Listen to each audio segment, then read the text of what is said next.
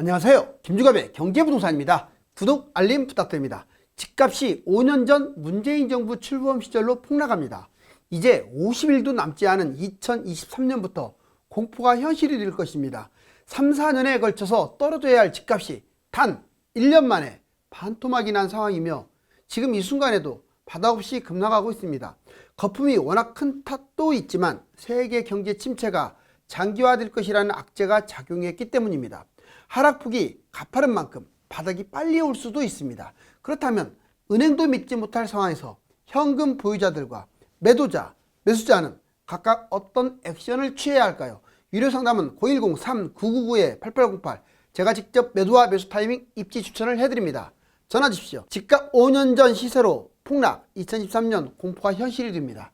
이제 이 아파트, 그 화려했던 아파트가 급추락하고 있습니다. 최근 부동산 대폭락 지역의 특징 아주 중요하죠. 자, 지금 이제 어차피 다 결국은 반토막을 향해서 지금 막 급락하고 있는데, 그래도 지금 먼저 많이 빠진 곳들, 이곳들의 특징. 자, 먼저 거품이 아주 어마어마하게 껴있기 때문에 그런 곳들이 폭락한다는 거. 두 번째, 수도권 외곽 지역이 주로 많이 빠진다는 거. 세 번째, 새 아파트, 즉 새 아파트가 오버슈팅을 해서 가격이 너무 올랐기 때문에 폭락한다는 거. 먼저 보면, 자, 거품 폭등 2022년 이전 상승폭의 두세 배 거품이 끼어 있는 거예요. 지금 두 배, 세 배 뛰었다고 생각을 해보세요. 특히 새 것에 환장한 2030이 막 매입을 지나치게 하는 바람에 오버슈팅이 됐어요. 그런 곳들 많이 빠졌습니다. 전세가 상승으로 실거주보다 갭 투자하는 사람들이 많이 생겨나게 됐어요. 2030에 지나친 그 새 아파트 선호, 그래서 오버슈팅, 새 아파트 중심으로 거품이 무진장이 꼈습니다. 대부분이 수도권 외곽에 밀집됐어요. 서울과 실제 거리가 먼 곳, 또는 교통도 시간이 많이 걸리는 곳, 바로 이런 곳들은 입지가 안 좋다고 하는 것인데, 이런 곳들 위주로 많이 뛰었어요. 수도권 동시 폭등으로 입지 순위를 망각한 거예요. 그러니까 뭐 수도권만이 아니라 이건 지방도 해당되는데, 얘가 뛰고 얘가 뛰니까 다 뛰어버린 거예요. 그러니까 입지는 까먹고 그냥 새 것이면 더 뛰는 거야. 그나마 핵심 입지는 새 것들이 나중에 떨어져도 또 반등할 가능성이 있는데, 외곽은요, 급등한 이후에 다음에 이제 떨어진 다음에 누가 사줄지 그게 우려스러울 정도예요. 여기 보시면 송도, 동탄, 뭐 백오신도시, 북쪽으로 보면 양주, 옥정, 파주, 그리고 평택, 이런데 지금 마이너스 40% 폭락하는 아파트들이 막 쏟아지고 있어요. 심지어는 분양가 4억씩 붙었던 곳들이 지금 거의 제로에 가까이 온 곳도 있어요. 신축 아파트, 자, 이기 신도시, 수도권 외곽 새 아파트, 즉 이 신축 아파트 거품이 심합니다. 이기 신도시가 많겠죠. 외곽이 주로 많이 있습니다. 3기 신도시보다도 서울에서 먼 소위 지역들이에요. 2기 신도시 택지지구는 전반적으로 3기 신도시보다 외곽에 포진되어 있기 때문에 더 위험해요. 그 다음에 미분양 급증으로 같은 취급을 받고 있어요. 미분양이 생기다 보니까 이제 새 아파트는 같은 취급으로 동급 처리, 그래서 함께 급락 중입니다. 그렇다고 뭐 오래된 아파트들이 안전하냐? 그게 아니에요. 이제 같이 떨어지는데 얘들이 먼저 떨어질 뿐이지 나중에 그냥 똑같이 따라갑니다. 집값 하락, 큰 위기 3, 4년 지속될까? 자, 추가 대책이 나와도 서울 집값은 4, 5년 떨어진다라는 이제 전문가들의 의견도 있습니다. 근데 저는요, 뭐 4년 떨어지네, 3년 떨어지네 이렇게 예측하는 사람들은 솔직히 부동산을 모르는 사람들이에요. 본인들이 뭐 신입니까? 다만 이제 예측은 해야 하니까 이제 본인이 가지고 있는 여러 가지 데이터랑 지식, 경험을 바탕으로 이제 전망을 하는 것 뿐이죠. 분명한 사실은 6개월 정도는 거의 확실하게 볼 수 있고 6개월 앞을 계속 내다볼 수가 있다.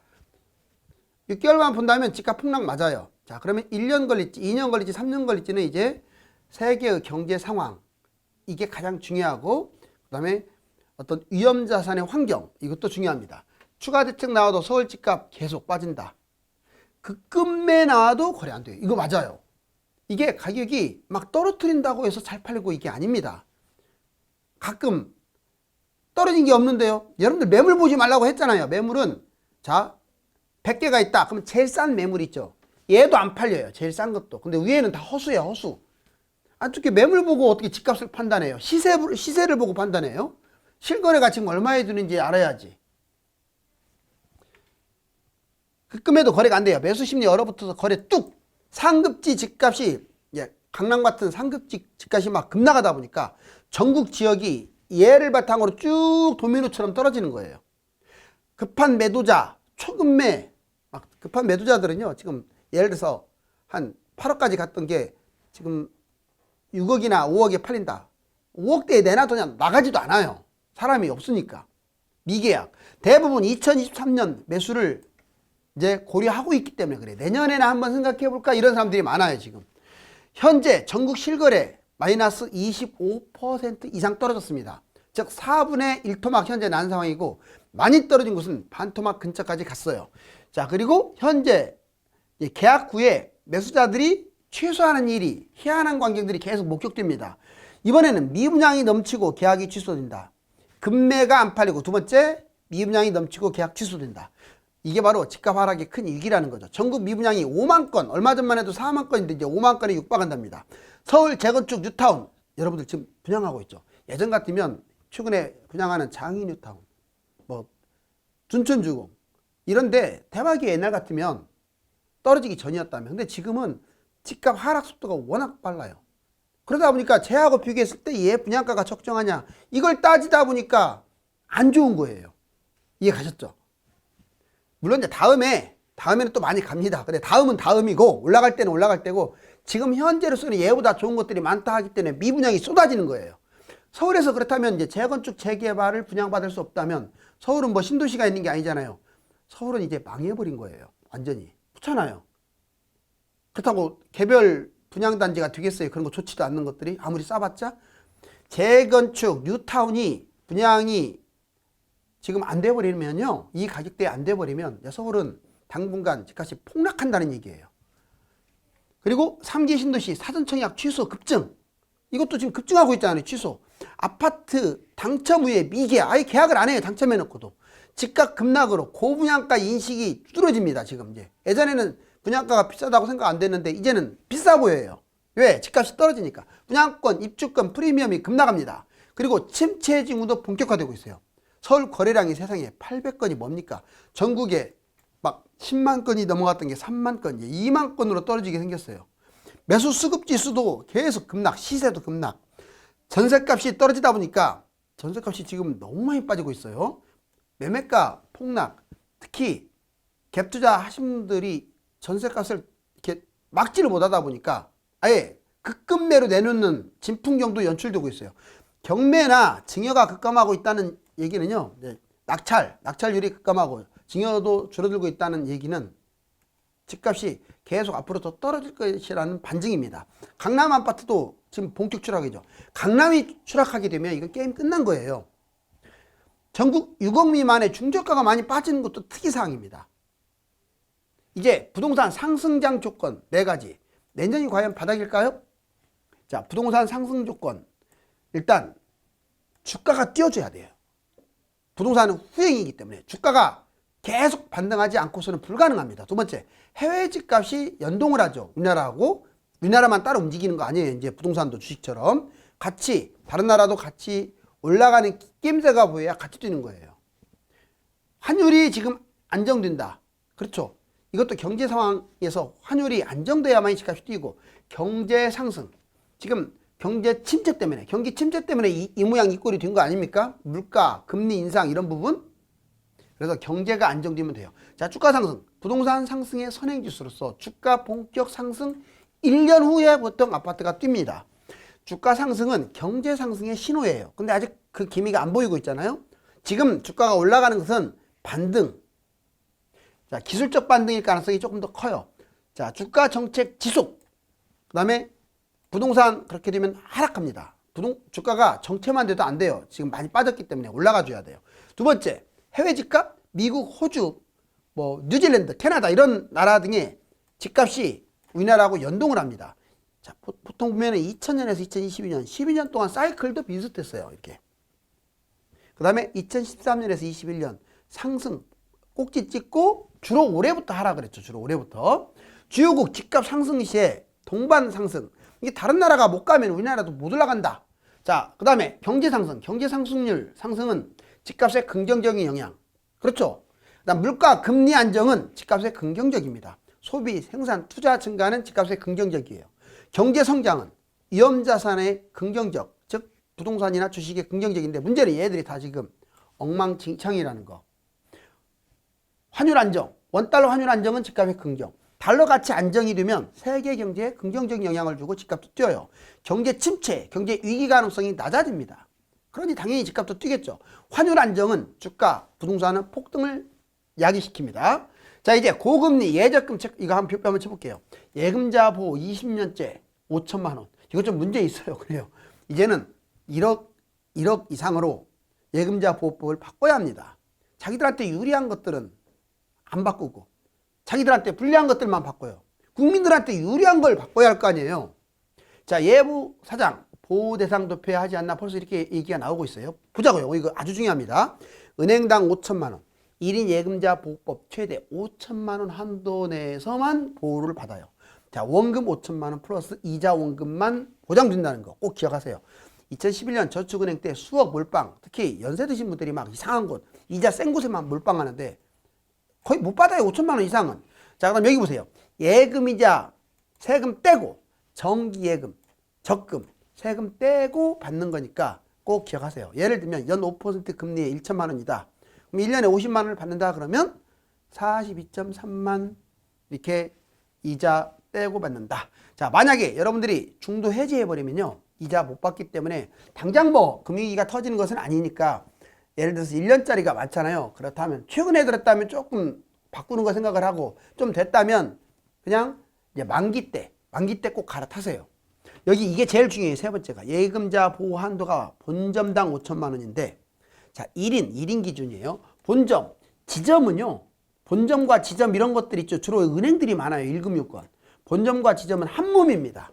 한 몸이라서 수억 저금했어도 5천만 원밖에 보장 못 받아요. 이번에는 독립된 법인채 각각 5천만 원씩.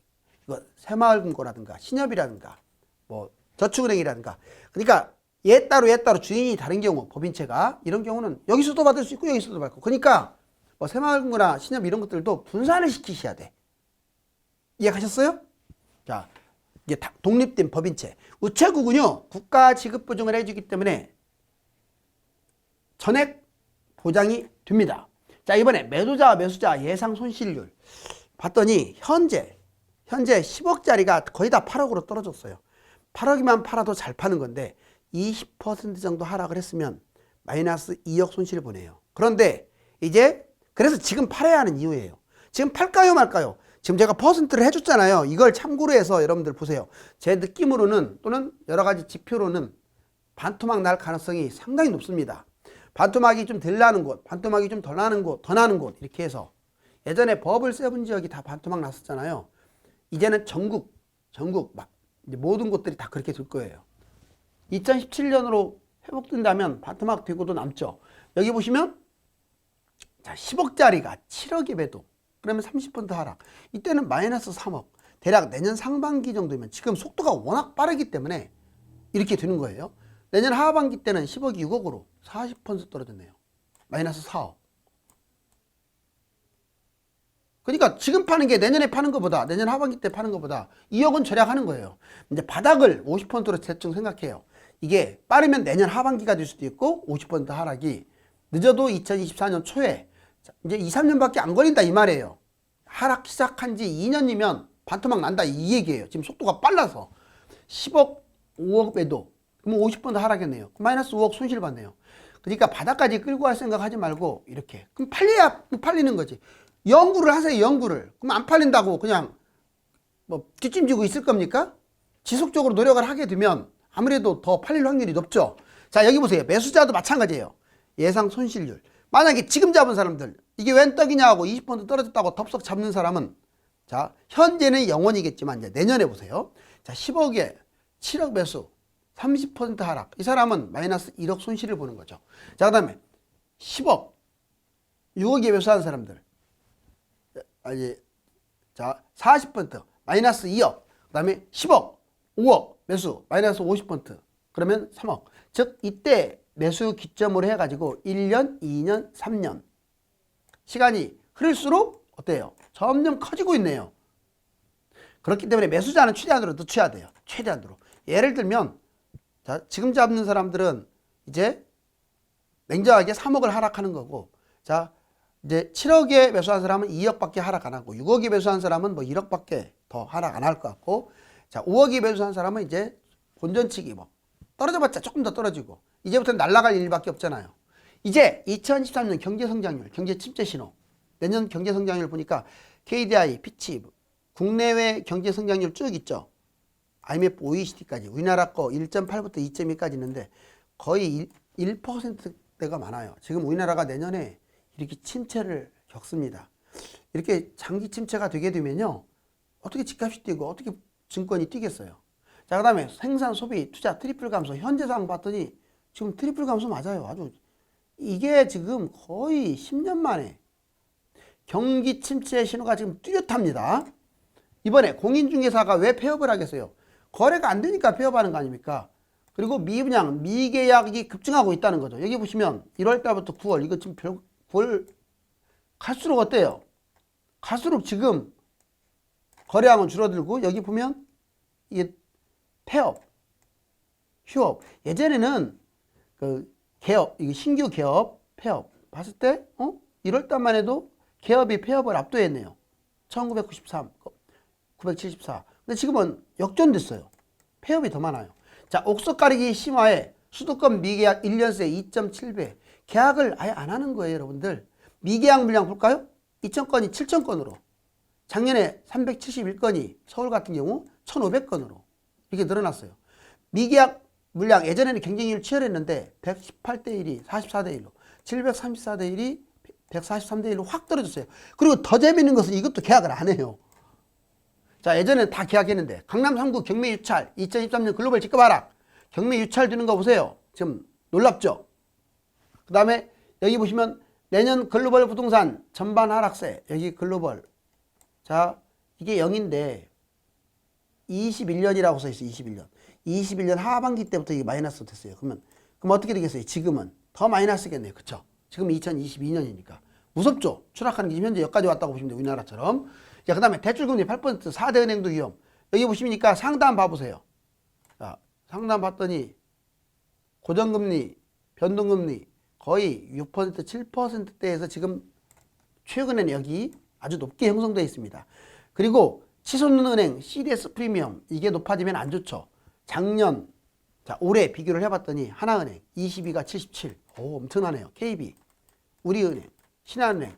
자, 대형 1금융권도 안심을 못해요. 그러면 여기다 저축하면 안 되느냐?